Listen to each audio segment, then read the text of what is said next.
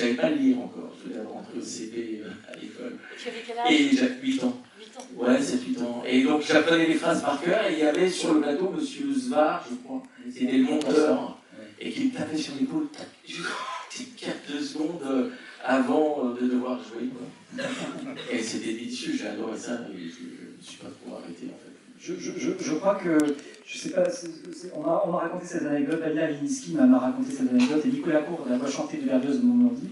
Pendant les essais, les enfants n'arrivaient pas à rire naturellement, et donc le directeur artistique faisait des chatouilles aux enfants pour les faire rire, pour les enregistrer en train de rire. Non mais c'est marrant parce qu'on a vraiment eu un souci d'être, on est plutôt spontané je trouve en règle générale, mais alors pour les rire ça nous venait pas du tout. Roger d'ailleurs, Roger Carrel, magnifique, qui est le premier que j'ai rencontré parce que lui a voulu, nous on enregistrait tous les trois ensemble, mais Roger a voulu enregistrer ses scènes avec nous, ce qui était génial, donc il n'arrêtait pas de faire le titre pour essayer de faire rire bien sûr. Et nous, on n'arrivait pas à être naturel dans les rires. J'ai eu le même souci, parce que quelques années après, j'ai fait le Pinocchio aussi de Walt Disney. Et j'ai eu le même souci, et ils m'ont vraiment fait bosser pour réussir à rire naturellement. C'était un souci. Oui. Donc Marc a fait Pinocchio.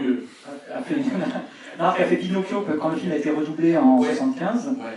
Et c'est Jiminy Cricket, c'est Roger Carrel qui faisait Jiminy Cricket, encore que tu bateau. Tu en gardes un bon souvenir, j'imagine. Ouais, c'était un homme d'une élégance incroyable et qui voulait toujours, nous enfants, il travaillait avec nous comme avec d'autres acteurs.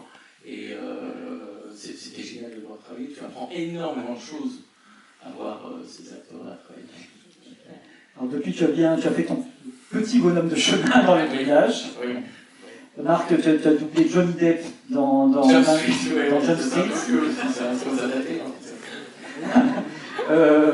Joey dans Friends. Aussi, ouais. Voilà, de multiples personnages dans Dragon Ball Z, dans dessin animé. J'ai eu la chance de faire tout ça.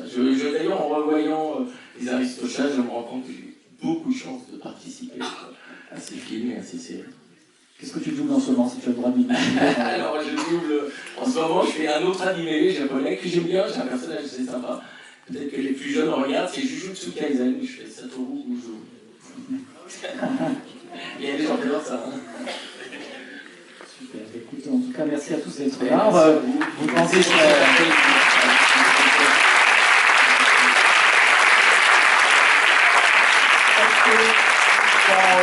Vous avez une question pour quelqu'un ou quelqu'une? Ah oui, vous pouvez parler fort ou pas?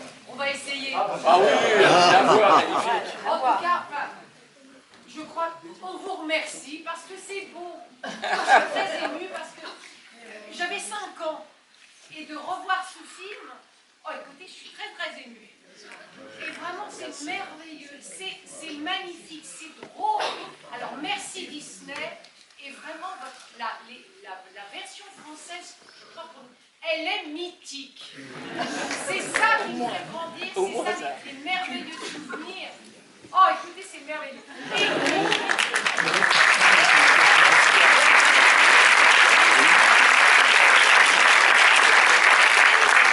La voix du notaire, c'est Pasquali. Ben oui, tout à l'heure, c'est Pasquali. Ah oui, Pasquali, oui, qui était le notaire, qui a fait Merlin Enchanteur. Bon, merci parce qu'on vous aime. Voilà.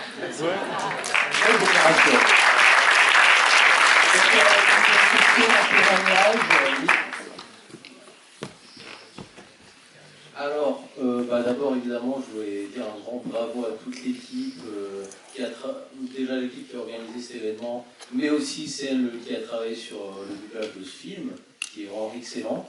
Et ensuite, alors j'avais une question, parce que, vous voyez, c'est donc vous, José Germain, qui faites la partie chantée de Scat Cat, mais en fait, on a à l'heure actuelle, on n'a jamais vraiment su sur le net qui faisait sa partie parlée, le comédien qui faisait sa voix parlée.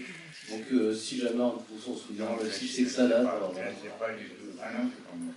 non, Rémi, c'est pas. Rémi, c'est pas. Non, on n'a pas réussi à identifier. On pense que c'est peut-être Gérald Castrix, qui était un comédien et directeur de plateau de l'époque, qui travaillait beaucoup à la SPS. Mais c'est pas sûr du tout, et voilà, on n'est pas convaincu. Voilà. Il y a peut-être une dernière question ici. C'est pas une question. Avant-dernière. Bonjour, merci pour ce film. Je l'avais jamais vu en salle, je l'avais que vu forcément en cassette parce que je suis des années 90, donc on avait les VHS. Et on a parlé de quasi tous les personnages, on n'a pas évoqué le personnage de Edgar qui est doublé par Jean-Henri Chambois. Jean-Henri Chambois qui doublait dans le Capitaine Grogi dans le doublage de Peter Pan. Et est-ce que justement, par exemple, vous avez doublé un peu avec lui, vous avez fait des scènes avec lui? Parce que Non, les enfants, nous, on avait sur les Aristochats, alors j'ai croisé Jean-Henri Chambois après, mais j'ai pas beaucoup travaillé avec lui. Mais on a été enregistré à Paris, que Roger qui était venu enregistrer. D'accord. Et Michel se souvient de Jean-Henri Chambois. Pas trop. Vous avez une autre question? Alors moi, c'est pas une question. Merci pour votre question. Question suivante.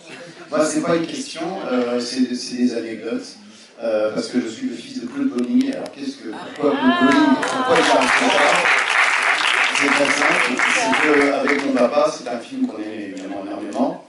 Et on avait, en Super 8, on avait le moment où il y a la chanson de Skat, donc on se regardait ça régulièrement. Et papa l'a rejoué on trouve sur un disque, il a rejoué ça pour Disney, il a refait toute cette partie avec son orchestre.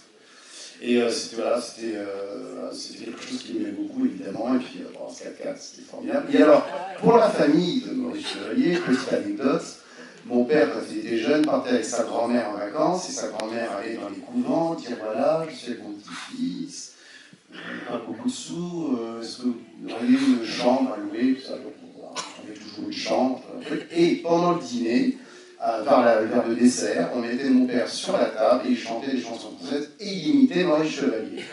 Parce qu'il savait très bien imiter Maurice Chevalier, il aimait beaucoup évidemment. Il nous faisait bravis, machin, tout. Et donc voilà, c'était une petite anecdote. Toi, David, tu imites Edgar, toi? Moi, oui, je peux faire Edgar, je fais oh, bah, je pourrais prendre ouf, ouf.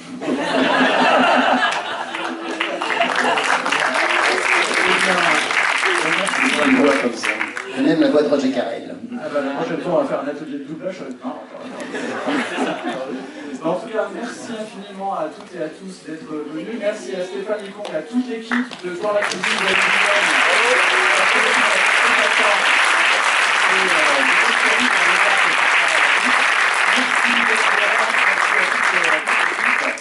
la pour cette quatrième. Et on se retrouve en 2024. Super. Merci Rémi. Merci à vous.